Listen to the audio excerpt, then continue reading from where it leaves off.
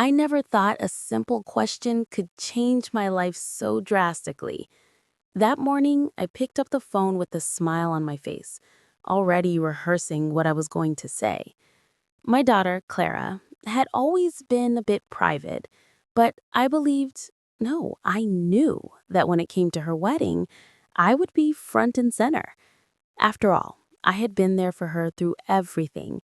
Every heartbreak, every triumph, every quiet night when she called me crying because she felt lost. So when I dialed her husband's number, my son-in-law, Daniel, I thought it was just a formality. I wanted to ask when the big day was finally happening, to hear the joy in his voice, to start making plans for dresses, flowers, and maybe even to put aside a little money as a gift. What I didn't expect was the coldness in his reply. He didn't hesitate, didn't stutter, didn't sound nervous. Instead, with a smile I could almost hear through the phone, he said, "Oh, we already got married yesterday." For a moment, I thought I had misheard him. My hand trembled as I pressed the phone closer to my ear. "I'm sorry, what did you say?" I asked, my voice already tight, my throat dry. And that's when he said it again, slower this time, as if savoring each syllable. "We got married yesterday. Only special people were invited."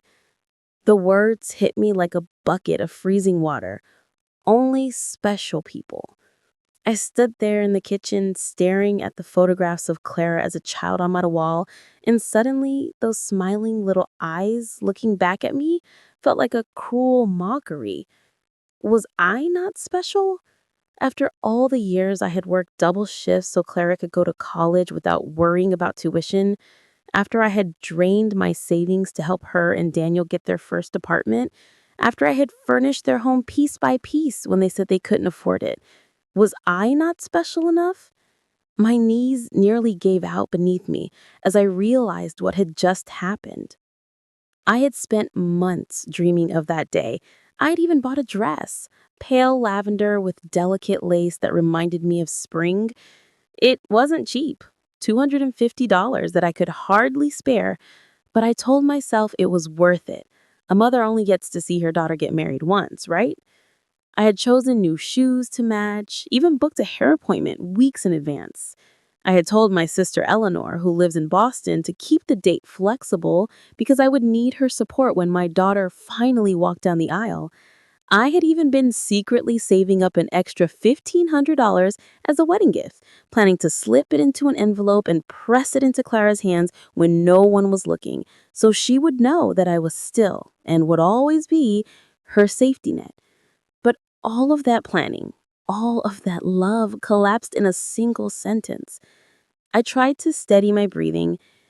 "Daniel, this must be some mistake. Clara would never." But before I could even finish, I heard laughter in the background, muffled voices, the unmistakable sound of glasses clinking. My daughter's voice floated through the line, cheerful, carefree, utterly oblivious to the storm she had thrown me into. My eyes burned with unshed tears. "Why wasn't I told?" I whispered. Daniel's tone sharpened, just slightly, like a knife hidden in velvet.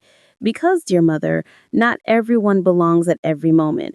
It was intimate, just us, the people who matter." He didn't need to say more. The message was clear. I didn't matter.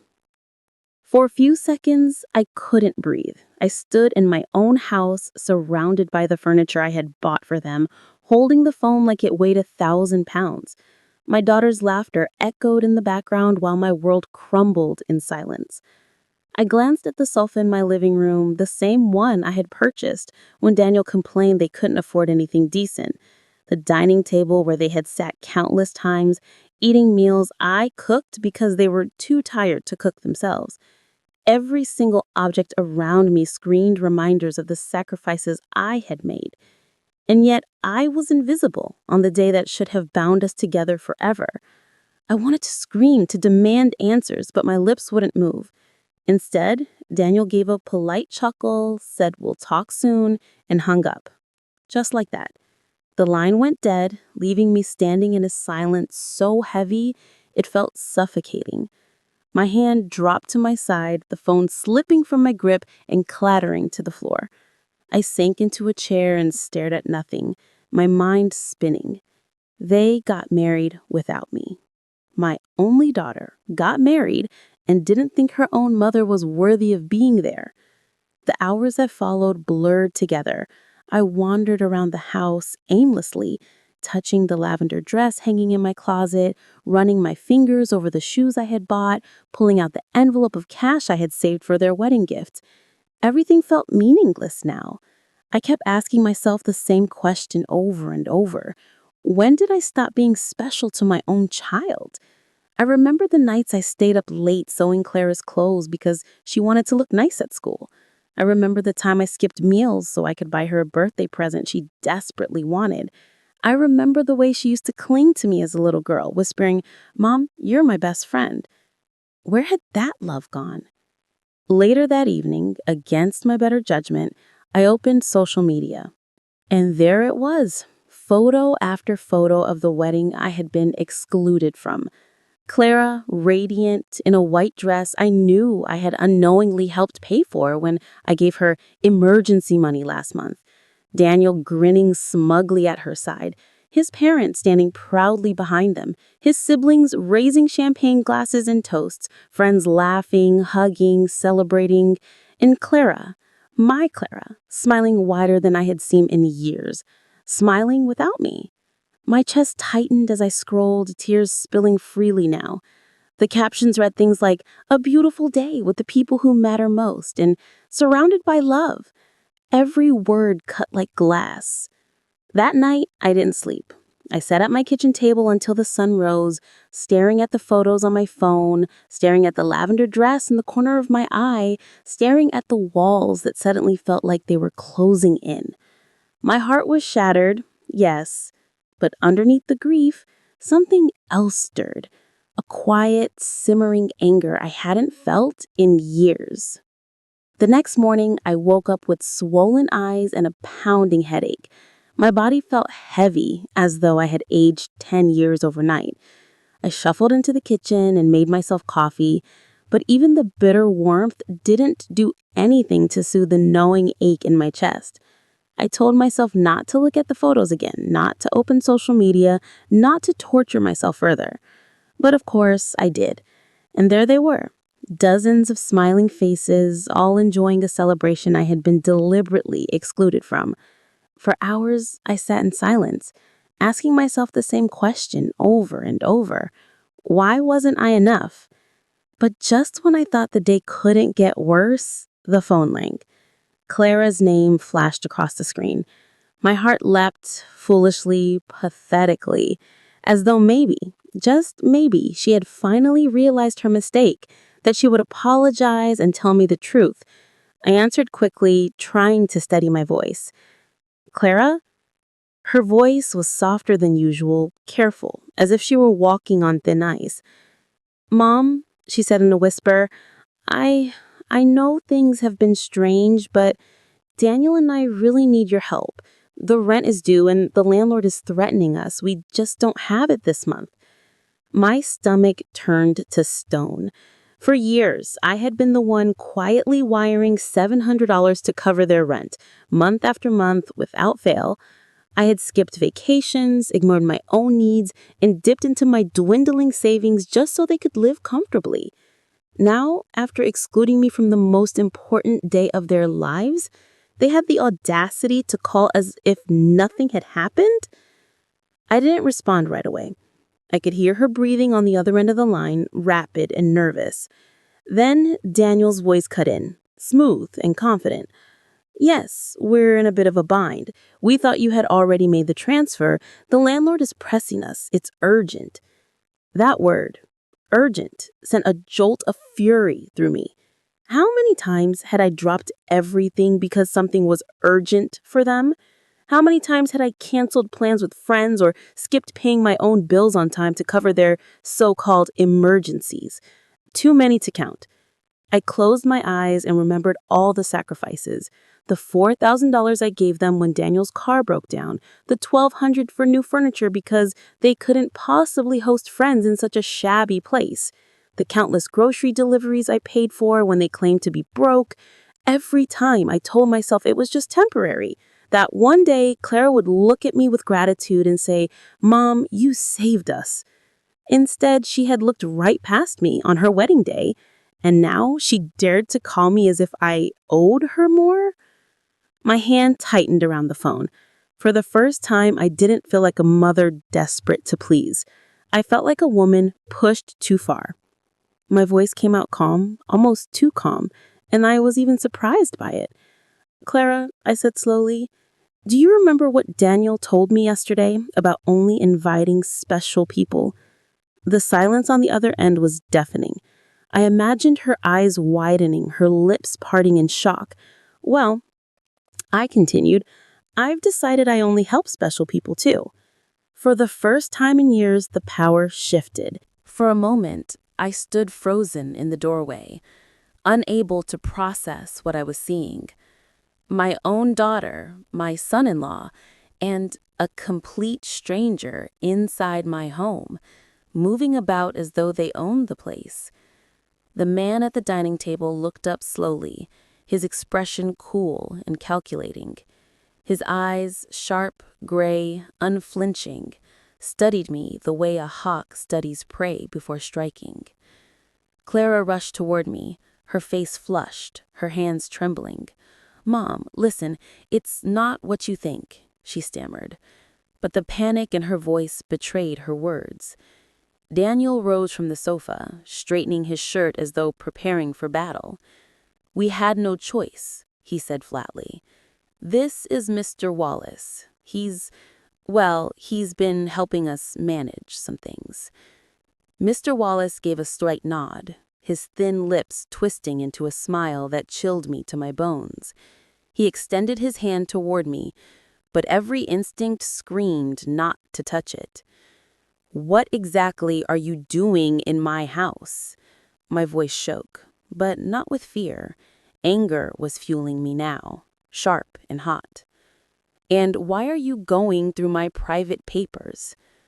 Wallace closed the folder he had been studying and slid it across the table. "Your daughter and son-in-law owe me money," he said smoothly, "a substantial amount. And given their circumstances, they assured me you would be willing to assist." I turned to Clara, my heart plummeting. What is he talking about? Her eyes darted away, tears spilling over. Daniel, however, met my gaze with defiance. "It's not as bad as it sounds. We just borrowed a little to get through some rough patches. We thought you'd understand. You've always been there for us." "Borrowed?" I snapped, my voice echoing through the room. "Do you have any idea how much I've already given you? How many years I've carried you both? And now you're dragging strangers into my home, into my life, expecting me to clean up another mess?" Clara finally broke down, covering her face with her hands. "We didn't know what else to do. We thought if we could just get through the wedding, things would turn around. We thought we could handle it." I nearly laughed at the absurdity. The wedding. The wedding I hadn't been invited to, the one I had sat at home grieving over. That celebration hadn't been about love. It had been about money, about appearances, about debts hidden beneath layers of white lace and smiling photographs. Mr. Wallace leaned back in his chair, folding his hands neatly. "The debt stands at $12,000. With interest, of course. If it is not paid within the month, I'll be forced to take other measures." His tone was casual, but the threat was unmistakable. My knees nearly buckled. 12,000. I thought of my savings account, already gutted by years of Clara and Daniel's demands. I thought of my retirement, the security I had built for myself, the future I had dreamed of. And here they were, trying to rob me of even that. "I won't do it," I said firmly, surprising even myself with the strength in my voice. "I won't pay for your mistakes anymore." Daniel's face darkened, his mask of charm slipping away. Don't be selfish, he growled. You have the money. You don't even need it. You're just sitting on it while we're drowning. We're family. Family? The word tasted bitter on my tongue. Family doesn't lie. Family doesn't betray. Family doesn't shut their own mother out of their wedding while draining her dry. Don't you dare stand in my house and use that word against me. The air crackled with tension. Clara sobbed harder, muttering apologies that sounded more like rehearsed lines than genuine remorse. But Wallace was unmoved. He opened his briefcase and began calmly stacking papers on the table. If you refuse to cooperate, Mrs. Grant, there are other ways of securing repayment. Property lines, legal filings. It would be unfortunate if your home were caught in the middle of this. My heart raced, but beneath the fear, a strange clarity began to settle in. This wasn't just about money. This was about power. For years, I had been the weak one, the one they could manipulate and guilt into submission. But not anymore. You'll get nothing from me, I said, my voice low but steady. Not a dime. If you want your money, take it up with them. They're adults. They made their choices. I won't be your victim. Wallace's eyes narrowed, and for a long, tense moment, no one spoke. Then Daniel exploded. You ungrateful, bitter old woman, he shouted, slamming his fist against the wall. After everything we've done for you? Everything you've done for me? My laughter rang out sharp and cold. What exactly is that, Daniel? Teaching my daughter how to lie? Teaching her how to use people until they're empty husks? Teaching her to break her own mother's heart? Clara screamed then, collapsing onto the sofa, sobbing uncontrollably. Daniel glared at me with pure hatred, his fists clenched, his body rigid with rage. For the first time, I saw him for what he truly was. Not a charming young man with ambition, but a parasite. And Clara, blinded by love or fear or both, had let herself be consumed by him. Finally, Wallace stood, gathering his papers. Very well, he said coolly, but know this, Mrs. Grant. Debts have consequences. If you do not pay, your daughter will pay in other ways. And trust me, you won't like how that ends. He snapped his briefcase shut and walked out the door without another word. The silence he left behind was suffocating. Daniel stormed after him, cursing under his breath. Clara sat hunched over, her face buried in her hands, trembling. And me, I stood tall, stronger than I had felt in years, even as my hand shook and my heart pounded. Because for once, I hadn't given in. For once, I had chosen myself. But as the door closed behind Wallace, a chilling thought settled into my bones. This wasn't over. Not by a long shot. That night, I barely slept. Every creak of the house, I sat up straight, my heart hammering. Wallace's words echoed in my head. Debts have consequences. I replayed the scene over and over. Daniel's rage, Clara's tears, Wallace's cold, measured tone. I should have felt crushed, but strangely, I felt more awake than I had in years.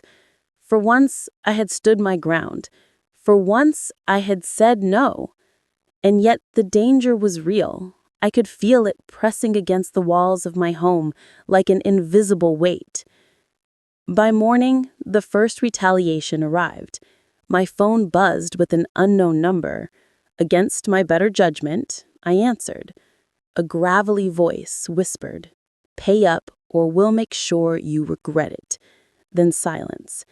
My hand trembled as I lowered the phone. Within an hour, another call came, then another, each one more menacing than the last. By noon, I had blocked 6 different numbers. Whoever Wallace was, he had a network, and he wanted me afraid. When I finally stepped outside to fetch the mail, my stomach dropped. Sitting on the front porch was a small box, no return address. My instincts screamed not to touch it, but curiosity and fear pushed me forward. With shaky hands, I opened the lid. Inside lay a shattered porcelain figurine, the same kind I had collected for decades. Only this one was smeared with red paint that looked far too much like blood. A note sat beneath it. Next time, it won't be porcelain.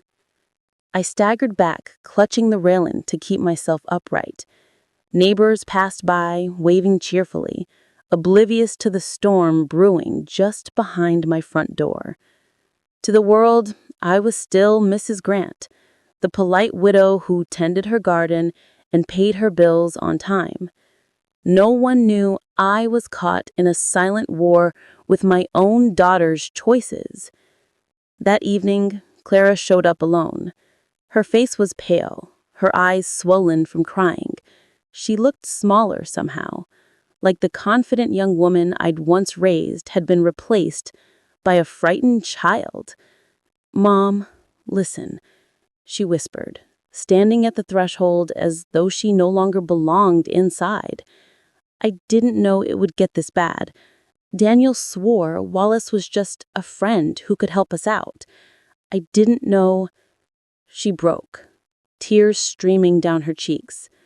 For a brief moment, my old instincts surged, the need to pull her into my arms, to promise her everything would be okay, to fix the mess. But then I remembered the lavender dress, the wedding photos, the years of silent sacrifice. I steadied myself. "Clara," I said gently. The first crash jolted me awake at 2:17 a.m. A shattering sound echoed through the house, sharp and violent, like glass exploding against tile. My body reacted before my mind caught up. I sat bolt upright, heart racing, ears straining for the next sound. It came almost instantly. Heavy footsteps, deliberate and slow, crossing the floor of my living room. For a second, I couldn't breathe. Someone was inside my house.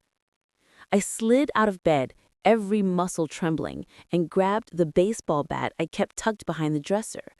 My late husband had always insisted I keep something handy just in case. At the time, I laughed at the idea. Now, gripping the bat with white knuckles, I silently thanked him. The footsteps grew louder, moving closer.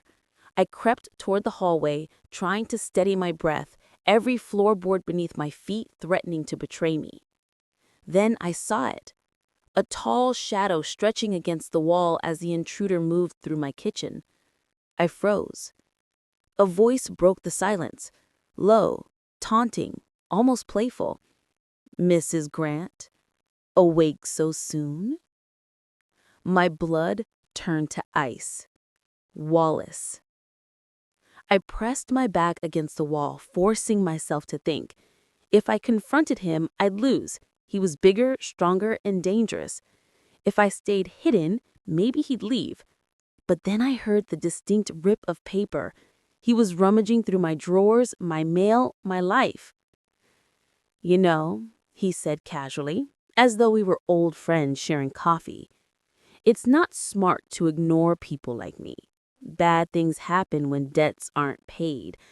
And I'd hate for Daniel's pretty little wife to suffer because of stubbornness. Or maybe you." That was the moment the fear cracked into anger. He wasn't just threatening me anymore. He was dangling Clara in front of me, like bait. My daughter, my flesh and blood, foolish as she was. I tightened my grip on the bat. From the corner of my eye, I saw the faint red light of the camera I had set by the window the night before. It was recording. Proof. I stepped into the hallway, raising my voice with the steadiness I didn't feel. "Get out of my house, Wallace." He turned, a smile spreading across his face, wide and cruel. "Ah, the lioness wakes. Brave. But you won't swing that bat. Women like you never do." My arms shook, but I didn't lower the bat. The camera says otherwise. You're already on film. One move and the police will have it all." His smile faltered. For a second, silence stretched between us, heavy and taut. Then he chuckled, a deep, menacing sound. "Clever, but cameras can be broken. Evidence can disappear. People, too." He took a slow step forward. I forced myself to hold my ground, though my knees begged to buckle. One more step and I scream. "Every neighbor in this street will hear. You want that kind of attention?" He stopped, his eyes narrowing. Then, with a sneer, he reached into his pocket and tossed something onto the counter. The clatter echoed like a gunshot. Keys. My spare house keys. The ones I had once given Clara just in case. My stomach twisted. That's how he had gotten in. "You can't keep me out," he said coldly. "You can't stop what's coming. Remember that." And with that, he strode to the front door, opened it as casually as if he owned the place, and disappeared into the night. I stood frozen, the bat still raised, until the silence returned.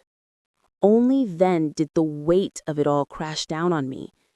He had been inside my sanctuary, touching my things, mocking my safety. And he had Clara's keys. My daughter had given him access, whether willingly or not. By dawn, my fear had curdled into something sharper. Enough was enough.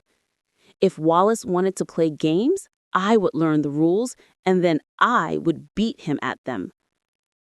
I drove to the police station that morning, the camera clutched to my chest. The officer at the desk listened politely as I described the break-in, but when I showed him the footage, his expression hardened. "Ma'am, this man is known to us. Wallace isn't just some debt collector. He's tied to organized crime. If he's targeting you, you need protection." Protection. The word made me both relieved and sick. Protection meant admitting I was in danger. Protection meant my life was no longer my own. They filed a report, promised patrol cars would swing by, and urged me to stay with a friend or family member for a few nights. But where could I go? My friends had long drifted away, pushed aside by years of my devotion to Clara and Daniel. And family? Clara was the reason I was in this nightmare. I returned home, exhaustion pressing on me like a physical weight. The house felt different now, less like a home, more like a battlefield. Every creak, every shadow carried menace. But underneath it all was resolve. Wallace had crossed the line. He wanted me broken, begging, compliant. Instead, he had woken something in me I hadn't felt in years, a will to fight. That evening, I changed the locks, installed new deadbolts, and set up extra cameras. I even dusted off my husband's old safe, storing my important papers inside. For the first time, I wasn't just reacting, I was preparing. But the hardest step came when I picked up the phone and dialed Clara. She answered on the third ring, her voice wary. "Mom?" "I know everything," I said flatly. "Wallace broke in. He had your keys. Don't deny it." There was a long pause, then a small broken voice. "I didn't give them to him, Mom. Daniel did." My heart squeezed. Another betrayal, layered on the last. Clara sounded so fragile, so lost. But I couldn't let pity cloud my judgment anymore. "Listen carefully," I said, my tone colder than I'd ever used with her. "If you or Daniel ever hand him another way into my life, you'll both lose me for good. I'm done being your safety net. From now on, I protect myself first." She sobbed quietly on the other end, but I didn't waver. I ended the call, placed the phone face down on the table, and sat in the quiet. For the first time, Clara's tears didn't sway me. I felt something else instead. Clarity. And as the night deepened, I realized something Wallace would never expect. He thought he was the predator, and I the prey. But prey can learn.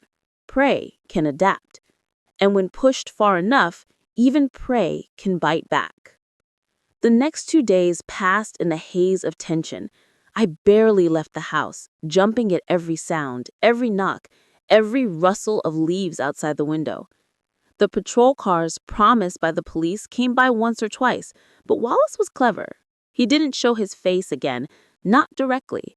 Instead, he reminded me of his reach in subtler and crueler ways. On the morning of the third day, I stepped out to collect the mail and found a dead crow lying on the porch. Its wings were spread wide, stiff in the cool air, and its glassy eyes staring up at me. Around its neck was tied a strip of paper. "Tick-tock, Mrs. Grant. Time's almost up." My stomach lurched. The message wasn't just intimidation, it was a countdown. Wallace was telling me that patience had limits and mine was almost gone. That same afternoon, Daniel showed up at my door. No Clara, just him. His jaw tight, his fists clenching and unclenching as though he was trying to bottle up his fury. I didn't invite him in, but he pushed past me anyway, the stench of cheap whiskey rolling off him. "You think you're clever, don't you?" he spat, pacing the living room. "Going to the cops, changing the locks, you think you can just shut us out? Wallace doesn't work that way. You've made it worse." I stared at him, refusing to rise to his anger. "You're the one who dragged him into our lives. You're the one who gambled away your future and Clara's. Don't blame me for finally standing up to you." His eyes narrowed. For a second, I thought he might strike me. Instead, he leaned closer, his breath hot with alcohol. "You know, Wallace doesn't want your money. He wants control. And if you don't give it to him, he'll take it another way. Clara is terrified. She begged me to come here and talk sense into you." "Sense? Daniel, do you even hear yourself? You let a criminal into my home. You used my daughter, and you bled me dry for years. And now you dare to tell me about sense? Get out." For the first time, Daniel hesitated. My tone had changed. Gone was the pliant mother-in-law who handed over money with trembling hands. In her place was a woman who had drawn a line. His expression flickered. Anger, then confusion, then something like fear. He left without another word, slamming the door so hard that the frame rattled. I sank into a chair, shaking, but beneath the tremors was a spark of something new, power.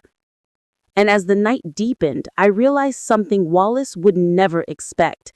He thought he was. The morning after I began sketching out my plan, I woke with a clarity I hadn't felt in years. Fear had ruled my life for too long.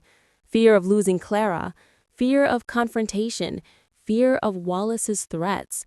But now, something had shifted. The more Wallace tried to crush me, the more I realized he underestimated me.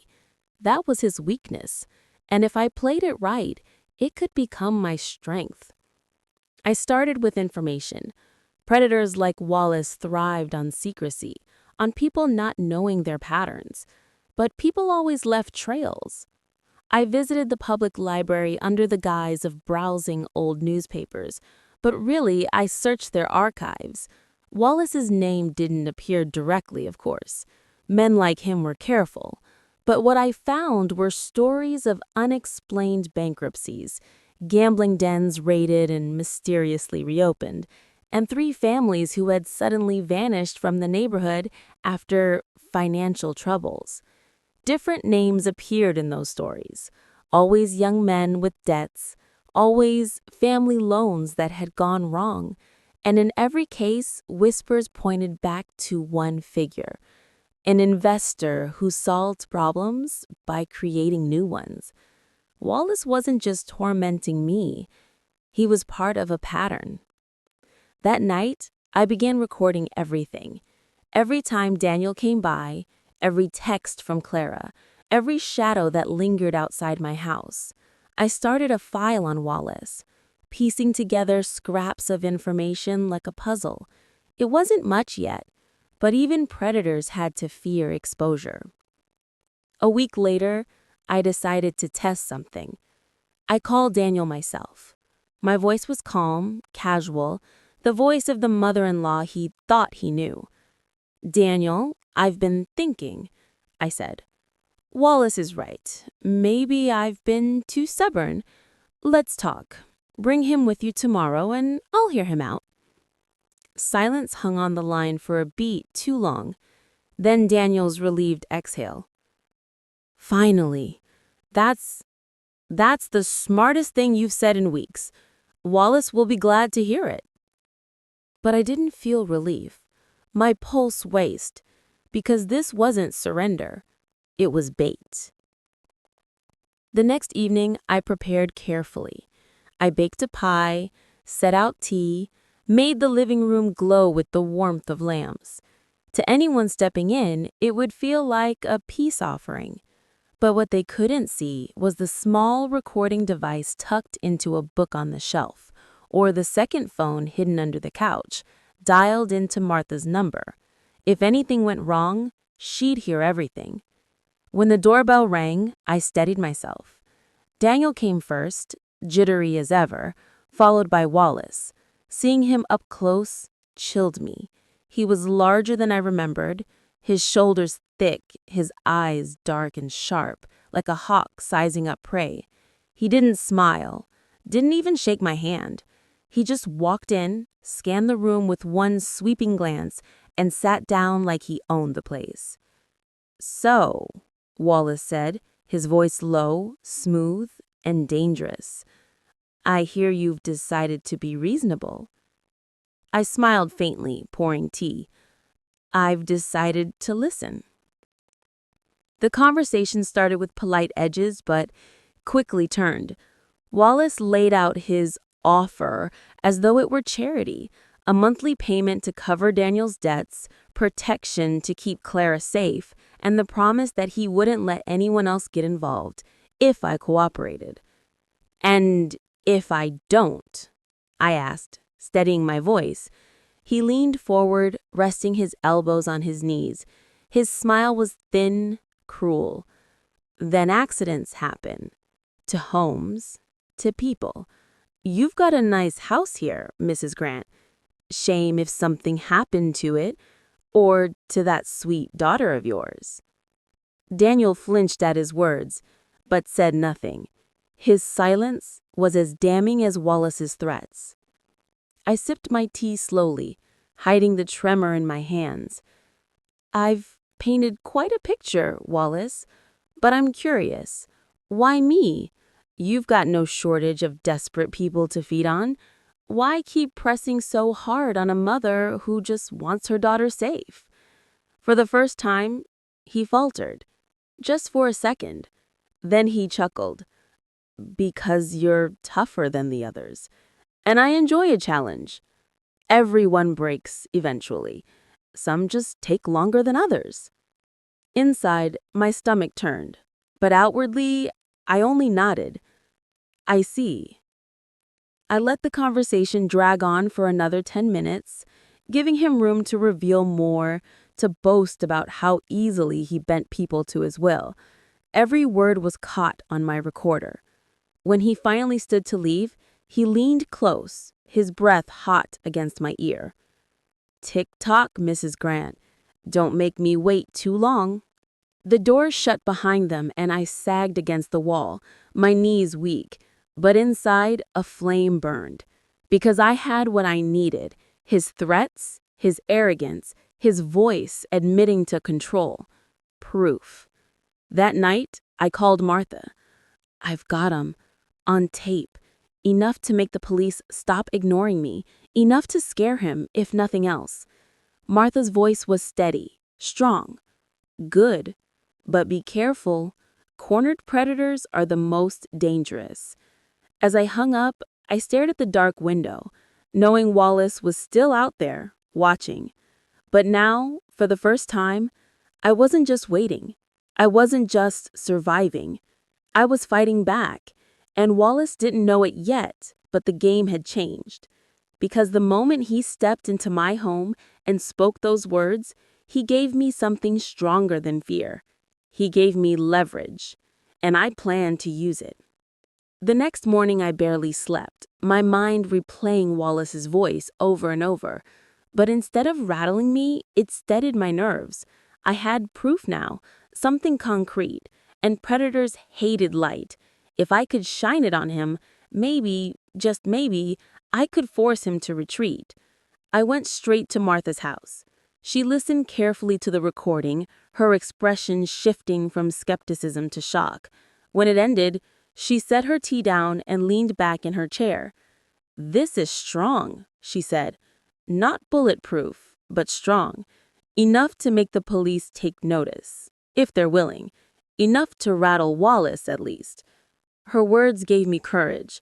That afternoon, I marched into the police station again, this time with the USB drive clutched tight in my hand. I played the audio for the officer behind the desk. His face remained unreadable, but his eyes sharpened. He asked me questions he hadn't before. When it happened, if Wallace had ever been violent, if I feared for my safety. I answered everything calmly, firmly. For the first time, I saw doubt in their confidence, that I was just another hysterical woman. "We'll need to look into this," the officer said, jotting notes. "Stay cautious. Don't engage with him directly until we've assessed the situation." But it was already too late. That evening, as I returned home, I noticed the front door slightly ajar. My heart froze. I always locked it. Always. I stepped inside slowly, my hand clutching the pepper spray in my pocket. The house was quiet. Too quiet. Then I saw it. The living room had been turned upside down, cushions slashed, papers scattered, drawers emptied onto the floor. A message scrawled in thick black marker across the wall stopped me cold. "You talk to cops, you bury your daughter." My knees buckled, but I caught myself against the wall. He knew. Somehow he knew. And this wasn't just intimidation anymore. This was war. I spent the night cleaning up the wreckage, every movement mechanical, my mind racing. I thought about calling Clara, begging her to come home, but fear knotted my throat. If she knew what Wallace had done, would she even believe me? Or would she run back to him, dragging Daniel along? The thought shattered me. Instead, I doubled down. If Wallace wanted me broken, begging, I would show him defiance. I moved my documents and recordings to 3 different places: a safety deposit box, a hidden flash drive with Martha, and a cloud account I set up that night. If he came again, I wouldn't be left empty-handed. 2 days later, I received a call. Not from the police, not from Martha, but from Clara. Her voice trembled. "Mom, Wallace came to see us. He said you're stirring up trouble, that you're trying to ruin Daniel. He told Daniel if you don't stop, he can't protect us anymore." And then she hung up. I sank into the chair, my body trembling. Wallace hadn't just threatened me. He'd poisoned Clara against me, twisting her loyalty into a weapon. The daughter I had fought so hard to protect now saw me as the danger. For hours I sat paralyzed. The walls felt like they were closing in, the silence suffocating.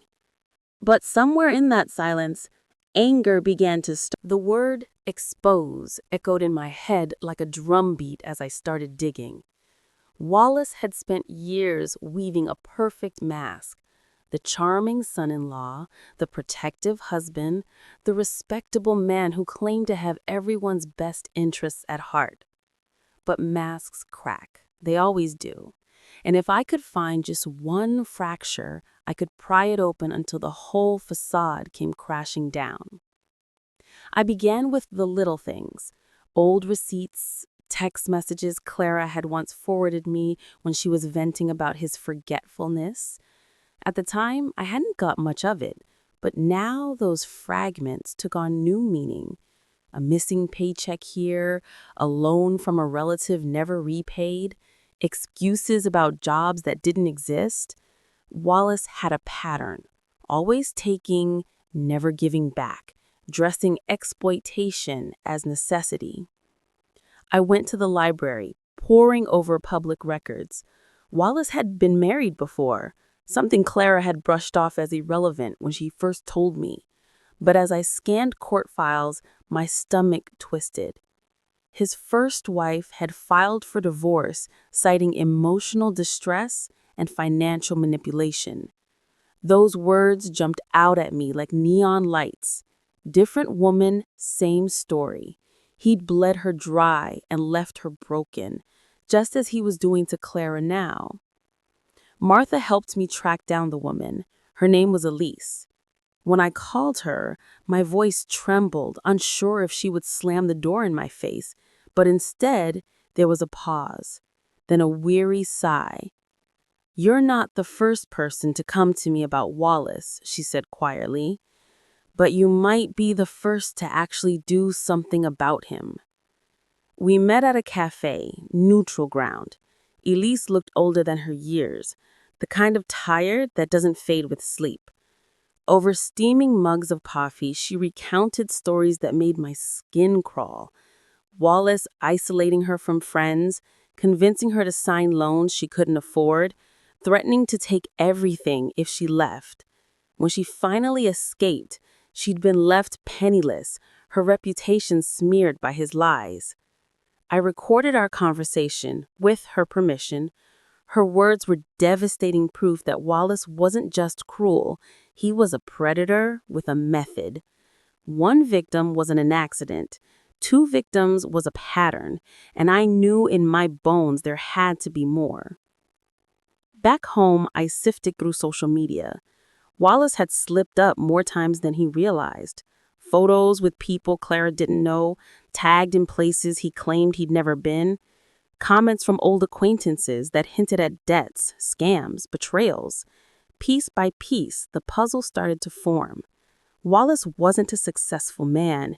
He was a parasite, jumping host to host, draining whomever he latched onto.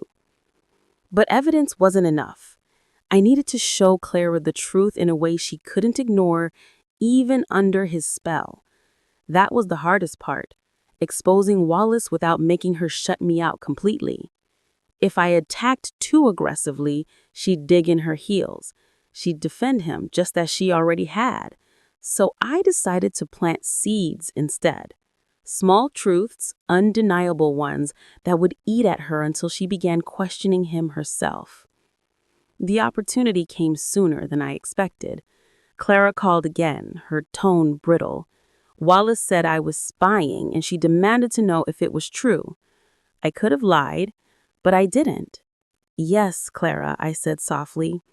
"I've been looking into him, and I found someone, his ex-wife. Did he ever tell you about her?" There was a pause, then a defensive laugh. "Of course he did," she said. "He told me she was unstable, obsessed, that she tried to ruin his life." "That's what he wants you to think," I replied. "But I met her, Clara. I heard her story, and it's the same story you've been living. Isolated, controlled, drained of everything she had. Doesn't that sound familiar?" Her breath hitched on the other end of the line.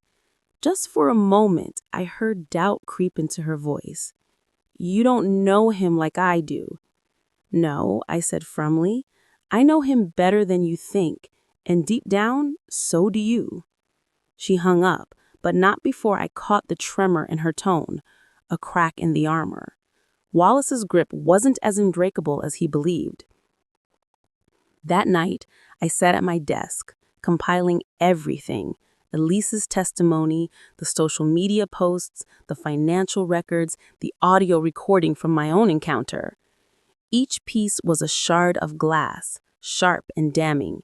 Together, they formed a mirror, one that would force Wallace to see himself for what he really was. And when I held it up, I would make sure Clara saw too. Still, I knew I was playing with fire. Wallace wasn't the kind of man who went down quietly. Exposing him would provoke him, corner him, and cornered predators lash out. I didn't just need evidence, I needed protection. So I did something I never thought I would. I called a lawyer. Mr. Adler was a calm, steady man in his 60s who listened without judgment as I laid everything out.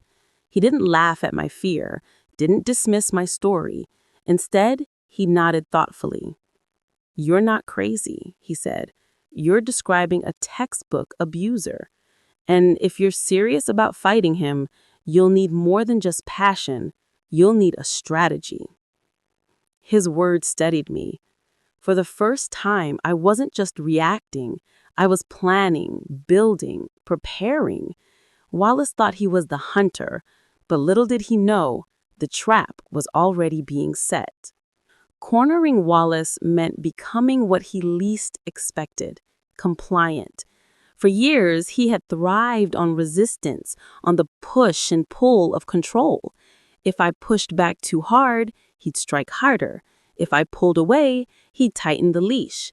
But if I gave him what he wanted, or at least made him think I was giving it to him, he would lower his guard. That was when he would slip. So I called him. My voice was steady, rehearsed. "Wallace, I want to apologize. I've been difficult. I let my fears get the better of me, and I shouldn't have gone to the police. I just don't want us fighting anymore. Clara deserves peace." There was a pause, then a chuckle on the other end, a low, smug sound. "Well, Renata, it's about time you came to your senses. I always said you were too emotional for your own good.